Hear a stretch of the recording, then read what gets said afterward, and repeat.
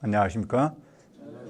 이 시간 31절을 같이 한번 읽겠습니다.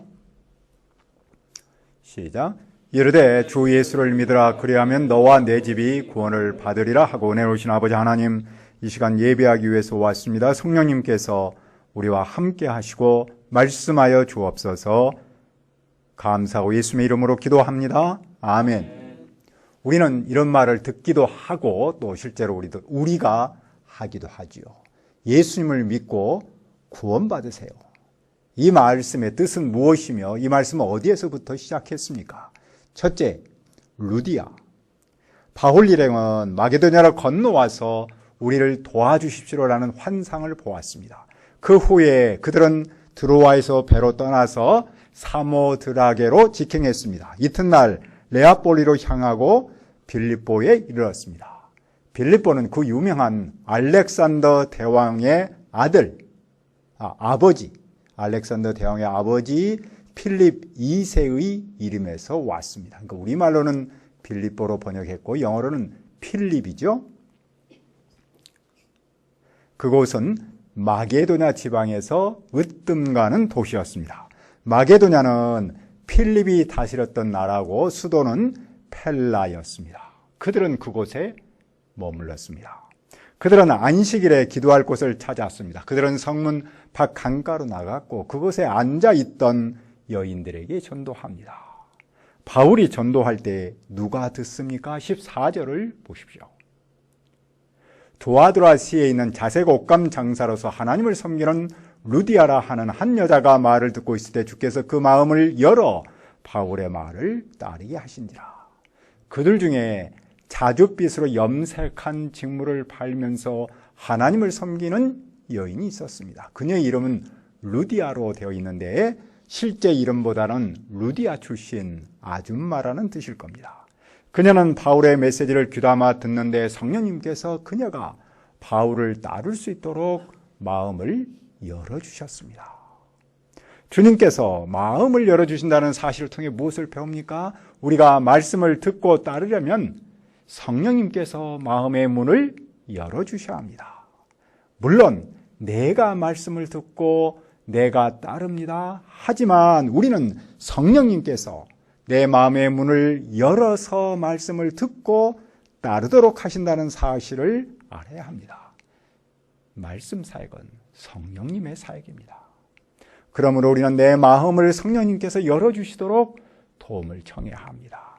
또 내가 전도할 때 성령님께서 상대의 마음도 열어주시도록 도움을 청해야겠죠. 바울의 메시지를 귀담아 들은 그녀는 어떻게 변화했습니까? 15절을 읽어봅시다. 시작. 그와 그 집이 다 세례를 받고 우리에게 청하여 이르되 만일 나를 주 믿는 자로 알거든 내 집에 들어와 유하라 하고 강권하여 머물게 한지라. 그녀를 비롯한 온 가족이 세례를 받았습니다. 세례를 받았단 말은 예수를 믿었다라는 표현이죠. 그녀를 비롯한 가족 모두는 예수님을 믿었습니다. 예수를 믿은 그녀는 어떻게 변화했습니까? 바울 일행을 자기 집에서 머물도록 강력하게 설득했습니다. 말씀 앞에서 마음의 문을 열었던 그녀가 이제는 목자 앞에서 가정의 문도 열었습니다. 말씀이 믿음을 낳고 믿음이 섬김을 낳습니다. 섬김은 교회의 뿌리로 이어집니다. 루디아와 그 집은 빌립보 교회를 세우는 데 쓰임받았습니다. 말씀을 귀담아 들으면 이런 변화를 체험합니다. 둘째, 간수. 바울 일행은 다른 날 기도하는 곳에 가다가 점치는 귀신 들린 여종 하나를 만났습니다. 여기서 점치는이라는 말은 영어로는 파이던이라고 그러고 헬라어로는 휘돈이라고 부르는데 같은 말이죠. 이 파이던, 휘돈은 그리스 신화에 나오는 뱀의 이름입니다. 그래서 지금도 큰 뱀을 영어로는 파이돈이라고 부르죠. 그런데 이 파이돈이 신의 말을 전한다고 여겼습니다. 그때 아폴로라는 신이 나타나서 그리스 신화에 나오는 거죠. 휘돈을 죽이고 자기가 대신 신탁, 신의 말을 전한다고 했다는군요. 로마 시대 때부터 그래서 휘돈을 점치는 영으로 상징했습니다. 그리고 여자 점쟁이들을 바로 이 피도니시스 이렇게 불렀다는군요. 그러니까 이 여인은 그 고대 로마 신화에 나오는 그런 뱀이 주는 어떤 영을 받아서 점을 잘 쳤던 모양입니다. 그래서 이 여종을 가지고 있는 몇몇 주인들은 돈벌이를 아주 짭짤하게 했습니다. 그런데 그 점쟁이가 바울 일행을 따라와 소리집니다. 이 사람들은 지극히 높은 하나님의 종으로서 구원의 길을 너희에게 전하는 사람들이야. 그러니까 참 점쟁이 치고는 괜찮은 전쟁입니다. 바울의 사역을 알았기 때문이죠. 하지만 그 점쟁이는 매일같이 이렇게 하여 바울을 심히 괴롭게 합니다. 바울은 귀신에게 말했습니다. 예수 그리스도 이름으로 내가 내게 명하노니 그에게서 나오라. 그러자 즉시 귀신이 순종해서 나왔습니다. 예수님께서 귀신을 쫓아내신 일을 바울 사도가 이어받았습니다. 그때 무슨 일이 일어났습니까? 그 여정의 주인들은 돈벌이 소망이 끊어져 버렸습니다. 귀신이 나가버렸기 때문이죠. 더 이상 점을 칠 수가 없었습니다. 그들은 바울과 실라를 붙잡아 장터로 관리들에게로 끌고 갔습니다. 장터는 아고라를 말하죠. 시장이면서 공공생활의 중심지였습니다. 주인들의 관심은 불쌍하고 가련한 여인이 구원받은 데 있지 않았습니다. 자기 돈벌이가 사라졌다는 사실에 있었습니다. 그들은 사람의 존귀함보다도 돈의 가치를 더 높이 평가했습니다. 그런데 그 주인들은 상관들 앞에서는 무엇이라고 말했습니다. 바울과 실라가 유대인인데 빌립보 도시를 큰 혼란에 빠뜨린다는 겁니다.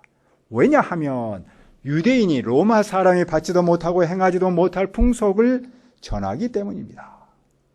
그들은 바울과 실라를 이단 사상을 전파하는 이상한 사람으로 몰았습니다. 자신의 이익을 위해서 다른 사람을 희생양으로 삼는 선동 정치의 어두운 모습을 보여줍니다.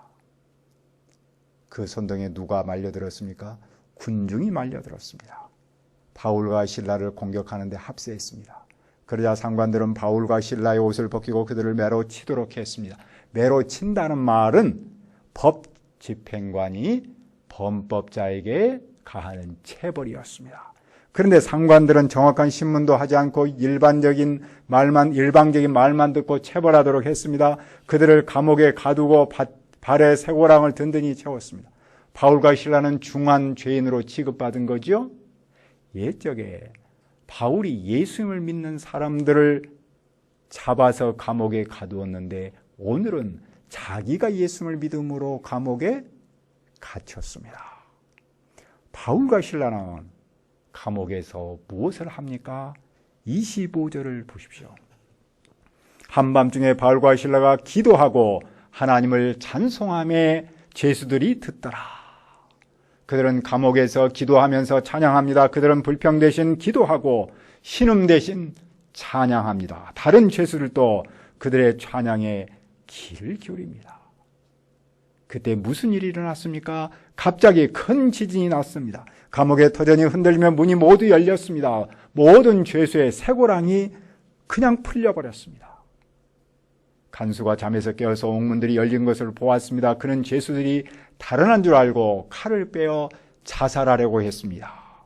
간수는 죄수가 도망했으니 자기가 죽음으로 책임을 다해야 한다고 여긴 것이죠. 그때 바울은 무엇을 했습니까? 바울은 큰 소리로 알렸습니다. 내 몸을 상하지 말라. 우리가 다 여기 있노라. 간수는 등불을 찾아들고 뛰어들어가 무서워 떨면서 바울과 실라 앞에 엎드렸습니다. 바울과 실라는 감옥문이 열렸을 때 탈출할 수 있었습니다. 하지만 그들은 그렇게 하지 않았습니다. 간수는 그런 그들의 모습을 보고 엎드릴 수밖에 없었습니다. 그리고 그는 무엇을 합니까? 30절을 읽읍시다. 시작. 그들을 데리고 나가 이르되 선생들이여 내가 어떻게 하여야 구원을 받으리까 하거늘. 간수는 바울과 실라를 감옥에서 밖으로 데리고 나와서 물었습니다. 선생은 주님을 말하는데 간수는 그들을 하나님의 종으로 높여 부르고 있습니다. 그리고 그는 구원받는 길을 묻습니다. 그는 왜 이 순간 구원받는 길에 관해서 물었을까요?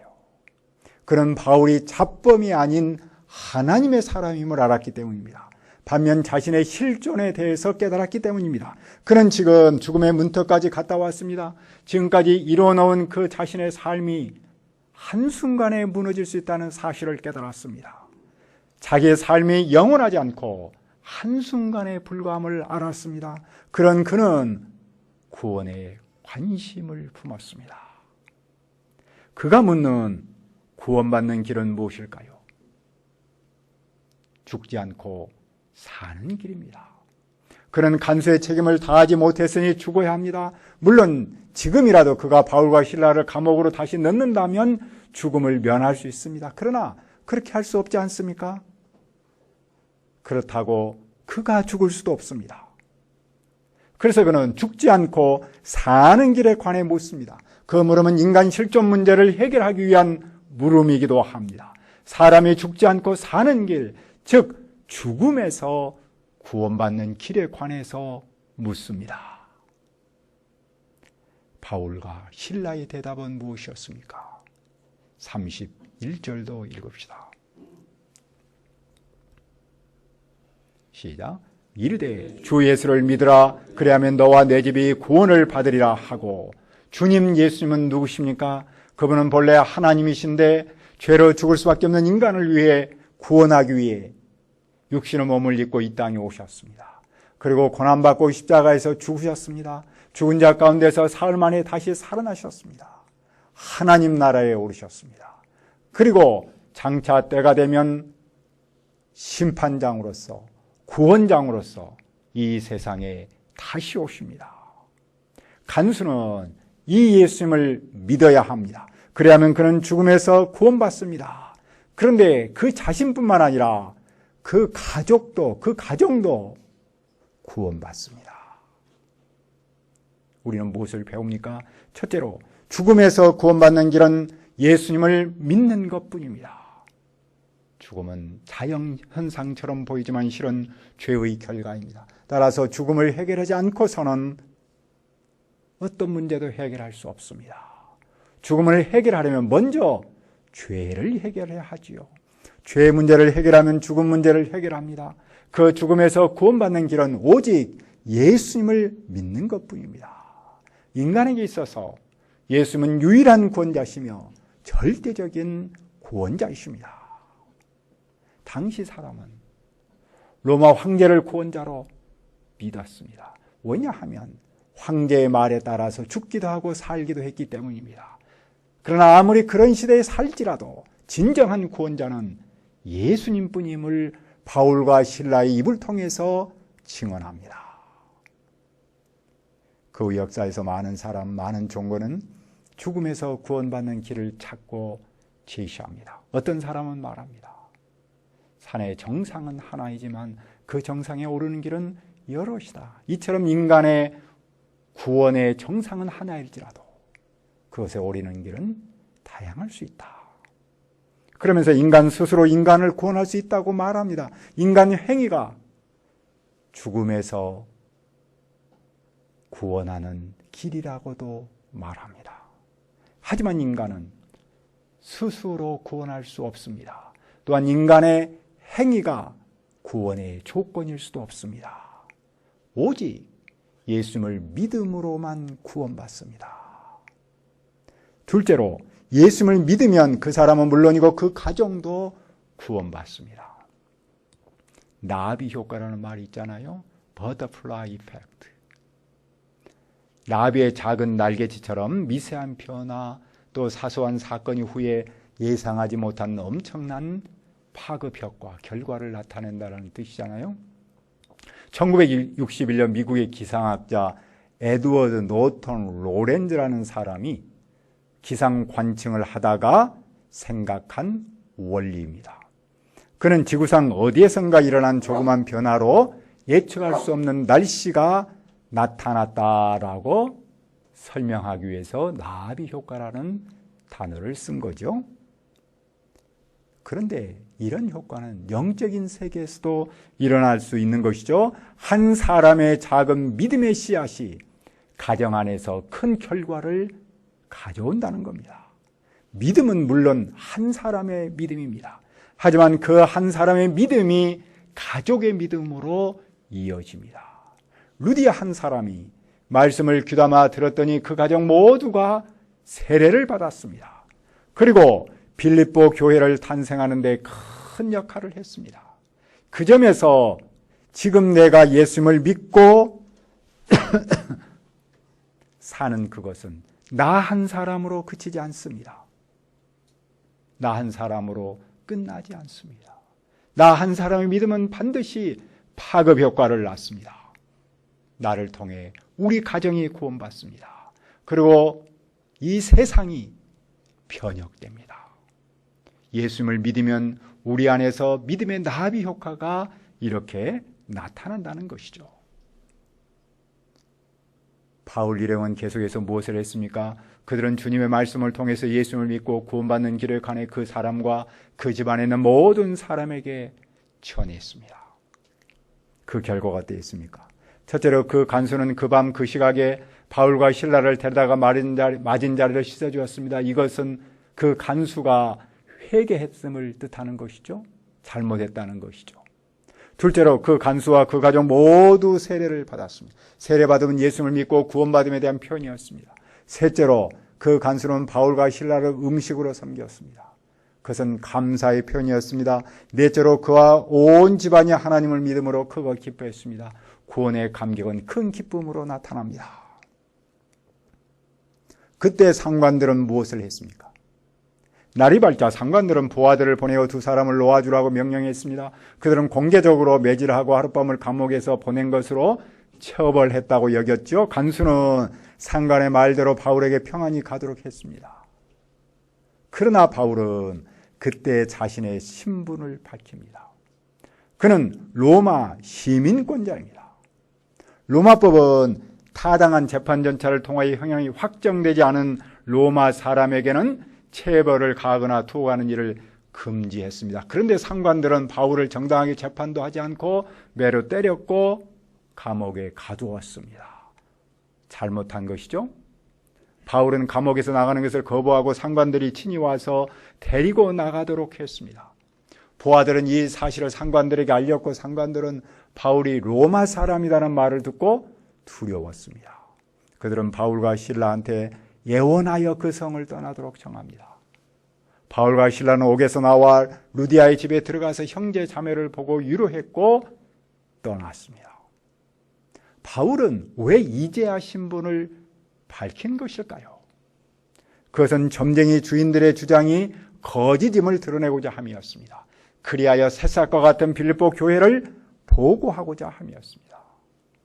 이로써 바울은 예수님을 믿어라라는 메시지가 사회 질서를 파괴한다는 오해를 없앴습니다. 예수님을 믿으라라는 메시지의 능력이 어떠합니까? 루디아와 그 집을 세례받도록 했습니다. 간수를 죽음에서 구원했습니다. 그리하여 빌립보 교회를 세우고 그 사회를 변혁하는 데 쓰임받았습니다. 오늘 우리도 이 말씀을 믿고 전하여 우리의 교회를 튼튼히 하고 캠퍼스와 세상을 변혁하는 데 쓰임받기를 기도합니다. 은혜로우신 아버지 하나님, 바울이 예수님을 믿으라라는 말씀을 통해서 루디아와 그 가정이 세례를 받고 빌립보 교회를 세우는 데 쓰임받았습니다. 또한 간수를 죽음에서 구원했습니다. 오늘 우리도 이 말씀을 믿고 전하여 우리의 교회를 튼튼히 하고 캠퍼스와 세상을 변혁하는 데 쓰임받을 수 있도록 도와 주시옵소서. 감사하며 예수님의 이름으로 기도합니다. 아멘.